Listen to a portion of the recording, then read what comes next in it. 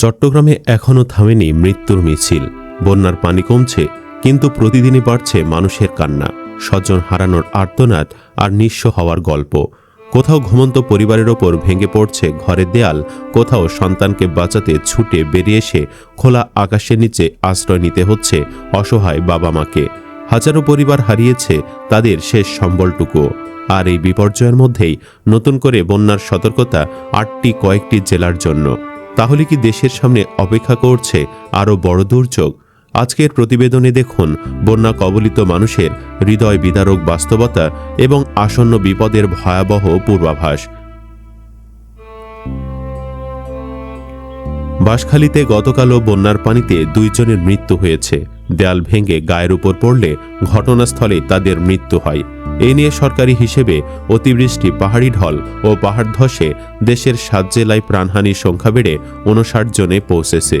আহত হয়েছেন আরও 40 জন। বন্যা ও জলাবদ্ধতায় ক্ষতিগ্রস্ত মানুষের সংখ্যা বেড়ে হয়েছে 12,16,805 জনে পৌঁছেছে। পানিবন্দী রয়েছেন 52,493টি পরিবার।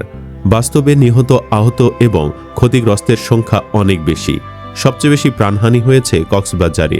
জেলাটিতে 32 জনের মৃত্যু হয়েছে, যার মধ্যে 19 জন স্থানীয় বাসিন্দা এবং 13 জন রোহিঙ্গা। এছাড়া চট্টগ্রামে 18 জন, বান্দরবানে 7 জন, রাঙ্গামাটিতে 3 জন এবং মৌলভীবাজারে 2 জনের মৃত্যু হয়েছে। কক্সবাজারে এখনও কয়েকজন নিখোঁজ রয়েছেন। বন্যা কবলিত 7 জেলার 57টি উপজেলা ও 8টি পৌরসভা ক্ষতিগ্রস্ত হয়েছে। বন্যা ও পাহাড় ধসে কোনো পরিবার স্বজন হারিয়েছে, কোনো পরিবার হারিয়েছে সহায় সম্বল। চট্টগ্রামের বাঁশখালী উপজেলার শেখেরখিল ইউনিয়নের বোচারপাড়ায় গতকাল দুপুরে গিয়ে দেখা যায় নিজের বাড়িতে ঘরের ভাঙা দেয়াল কোদাল দিয়ে সরাচ্ছেন আব্দুল কাদের। পাশে দাঁড়িয়ে তার স্ত্রী রিনা আক্তার। কথা বলতে বলতে বারবার চোখ মুছছিলেন তিনি। রিনা আক্তার বললেন, মাটির ঘরটাই ছিল আমাদের সম্বল। বুধবার রাতে হঠাৎ বন্যার ঢল এলো, মুহূর্তেই ঘর তলিয়ে গেল। মাটির দেয়াল ভেঙে পড়তে শুরু করলো। ছোট বাচ্চাদের নিয়ে প্রাণ বাঁচাতে দৌড়ে বের হয়ে আসি। এখন কোথায় থাকবো, কি খাবো, কিছুই জানি না। 5 কক্ষের ওই বাড়ির ঘরে আব্দুল কাদের ও তার বড় ভাই নূর কাদেরের পরিবার থাকত। 2 পরিবারের সদস্য 15 জন। 2 ভাই দিনমজুর। প্রতিদিন কাজ করলে চুলা জ্বলে, না করলে চলে না সংসার। নতুন করে ঘর তোলার সামর্থ্য তাদের নেই। ভাঙ্গা ঘরের সামনে দাঁড়িয়ে আব্দুল কাদের বলেন, এক রাতেই সব শেষ হয়ে গেল। চট্টগ্রামের বাঁশখালীর পাশাপাশি রাঙ্গামাটির বিলাইছড়ি উপজেলার ফারোয়া ইউনিয়নে এখন চলছে দুর্দশা। প্রলয়ঙ্কারী বন্যার পানি নেমে গেলেও এখনও জনজীবনে স্বাভাবিক অবস্থা ফিরে আসেনি। প্রলয়ঙ্কারী বন্যার ক্ষত কাটিয়ে উঠতে না উঠতেই সুপেয় পানির তীব্র সংকট, কর্মসংস্থানহীনতা ও ঘরবাড়ি হারানোর যন্ত্রণায় মানবেতর জীবনযাপন করছেন স্থানীয় বাসিন্দারা।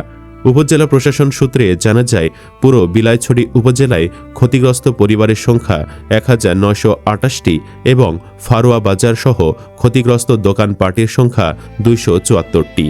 ফারোয়া ইউনিয়নের চেয়ারম্যান বিদ্যালাল তঞ্চংজা জানান, এবারের বন্যায় ইউনিয়নের 17টি গ্রাম প্লাবিত হয়ে 1436টি পরিবার ক্ষতিগ্রস্ত হয়েছে।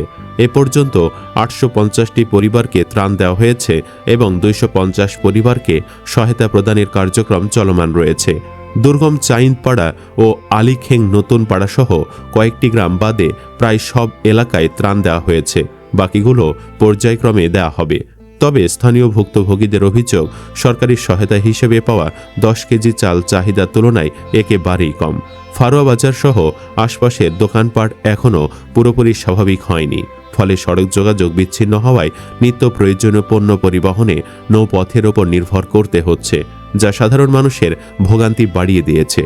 কেবল ত্রাণ দিয়ে এই বিপর্যয় কাটিয়ে ওঠা সম্ভব নয় উল্লেখ করে দ্রুত স্বাভাবিক জীবনে ফিরতে টেকসই পুনর্বাসন ও ক্ষতিগ্রস্ত হাটবাজার সহ বসতিগুলো সুপরিকল্পিত উপায়ে পুনর্গঠনের দাবি জানিয়েছেন ভুক্তভোগীরা।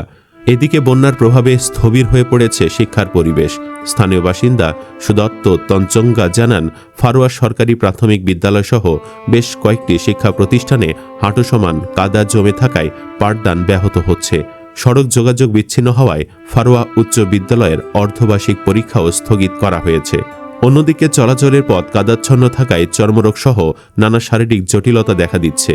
স্থানীয় বাসিন্দা আশিস তঞ্চংজা জানান, টানা দ্বিতীয়বারের মতো বন্যায় প্লাবিত হওয়ায় পুরো ফারুয়াবাসীর জীবনযাত্রা বিপর্যস্ত। এলাকার অধিকাংশ নলকূপ তলিয়ে যাওয়ায় দেখা দিয়েছে সুপেয় পানির তীব্র সংকট। বাধ্য হয়ে অনেকে ঘোলা পানি ফুটিয়ে পান করলেও ডায়রিয়া সহ বিভিন্ন পানিবাহিত রোগের প্রাদুর্ভাব বাড়ছে। যমুনাছড়ি বমপাড়ার ধর্মীয় যাজক রেভা রবার্ট বম জানান, তাদের গ্রামের ধর্মীয় প্রতিষ্ঠান ও বসতবাড়ি তলিয়ে গেলেও এখন পর্যন্ত সরকারি বা রাজনৈতিক কোনো নেতৃবৃন্দ পরিদর্শনে যাননি। অতীতে বিভিন্ন দপ্তরে আবেদন করেও কোনো সাড়া মেলেনি বলে অভিযোগ তুলে তিনি প্রকৃত ক্ষয়ক্ষতি নিরূপণ ও ত্রাণ সহায়তার জন্য সংশ্লিষ্টদের দৃষ্টি আকর্ষণ করেন। কৃষি নির্ভর ফারোয়া ইউনিয়নের অর্থনীতিও চরম বিপর্যয়ের মুখে পড়েছে। এগুজাস্ট্রি গ্রামের বীর কুমার তঞ্চঞ্জা জানান, বন্যায় তার পেঁপে বাগান পুরোপুরি নষ্ট হয়ে গেছে। গোয়াইনছড়ি গ্রামের বাসিন্দা সখিলাল তঞ্চঞ্জা জানান, ঘরবাড়ি ভেঙে যাওয়ায় তারা চরম অনিশ্চয়তায় দিন কাটাচ্ছেন। আমন ধান পলি মাটিতে ঢেকে যাওয়ায় স্থানীয় কৃষকের মূলধন হারিয়ে নিঃস্ব হয়ে পড়েছেন। এদিকে চট্টগ্রামের দুর্দশা শেষ হতে না হতেই বিপদ সংকেত দিয়েছে আবহাওয়া অধিদপ্তর। পানি উন্নয়ন বোর্ডের বন্যা পূর্বাভাস ও সতর্কীকরণ কেন্দ্র জানিয়েছে, সুরমা নদীর পানি কমতে শুরু করায় সিলেট ও সুনামগঞ্জের বন্যা পরিস্থিতির উন্নতির সম্ভাবনা তৈরি হয়েছে। তবে আগামী 19 থেকে 23 জুলাইয়ের মধ্যে দেশের 9টি জেলায় ভয়াবহ বন্যা দেখা দিতে পারে বলে আগাম সতর্কবার্তা দেওয়া হয়েছে। বৃহস্পতিবার প্রকাশিত বন্যা পূর্বাভাস ও সতর্কীকরণ কেন্দ্রের নিয়মিত বুলেটিনে জানানো হয়, কুশিয়ারা নদীর পানি সিলেটের ফেঞ্চুগঞ্জ পয়েন্টে বিপদসীমার 31 সেন্টিমিটার এবং সুনামগঞ্জের মারকুলি পয়েন্টে বিপদসীমার 19 সেন্টিমিটার উপর দিয়ে প্রবাহিত হচ্ছে। বন্যা পূর্বাভাস কেন্দ্রের এক কর্মকর্তা জানান, বর্তমানে যে দুটি পয়েন্টে নদীর পানি বিপদসীমার ওপরে রয়েছে সেখানেও পানি ধীরে ধীরে নেমে আসবে। ভারতের উজান থেকে নতুন করে পানির ঢল না থাকা এবং বৃষ্টিপাত কমে যাওয়ায় সিলেট ও সুনামগঞ্জের বন্যা পরিস্থিতির উন্নতি হবে বলে আশা করা হচ্ছে। তিনি আরও জানান, সাগরে একটি লঘুচাপ সৃষ্টি হলেও এর প্রভাবে আগামী 3 দিনে ওই 2 জেলায় ভারী বৃষ্টিপাতের সম্ভাবনা নেই। বন্যা পূর্বাভাস কেন্দ্র জানায়, বৃহস্পতিবার সকাল 9টা পর্যন্ত আগের 24 ঘন্টায় উত্তর পূর্বাঞ্চলের কুশিয়ারা নদীর পানি কিছুটা বেড়েছে, তবে সুরমা নদীর পানি কমেছে। আগামী 3 দিনও সুরমার পানি কমার প্রবণতা অব্যাহত থাকতে পারে।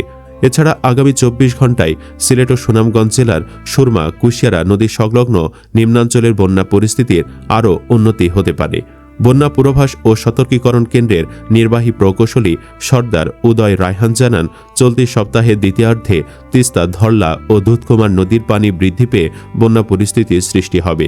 এতে লালমনিরহাট, নীলফামারী, রংপুর, গাইবান্ধা ও কুড়িগ্রাম জেলায় বন্যা দেখা দিবে। তিনি আরও জানান, উত্তর পূর্বাঞ্চলের সুরমা কুশিয়ারা নদীর পানি বাড়লেও নিম্নাঞ্চলের বন্যা পরিস্থিতি স্থিতিশীল থাকতে পারে। পাশাপাশি ব্রহ্মপুত্র, যমুনা নদীর পানি কুড়িগ্রাম, গাইবান্ধা, জামালপুর ও বগুড়ার কিছু এলাকায় সতর্ক সীমার কাছাকাছি পৌঁছাতে পারে এবং নদী সংলগ্ন নিম্নাঞ্চলের কোথাও কোথাও প্লাবিত হওয়ার আশঙ্কা রয়েছে।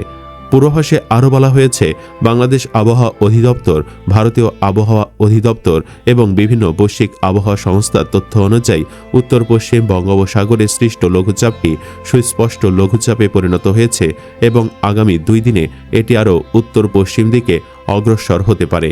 আগামী 16 থেকে 23 জুলাই অথবা এর আশপাশের সময়ে বাংলাদেশের রংপুর, রাজশাহী, সিলেট ও ময়মনসিংহ বিভাগ এবং ভারতের আসাম, মেঘালয়, অরুণাচল ও হিমালয় পাদদেশীয় পশ্চিমবঙ্গ অঞ্চলে স্বাভাবিকের তুলনায় বেশি এবং অনেক স্থানে ভারী বৃষ্টিপাত হতে পারে বলেও পূর্বাভাসে উল্লেখ করা হয়েছে। সুপ্রিয় দর্শক, আসুন বন্যার্থদের পাশে দাঁড়াই, তাদের জন্য দোয়া করি। আমিন। আপনিও কমেন্ট বক্সে আমিন লিখুন। ভিডিও ভালো লাগলে লাইক দিন এবং পরবর্তী আপডেটের জন্য চ্যানেলটি সাবস্ক্রাইব করে আমাদের সাথেই থাকুন। ধন্যবাদ।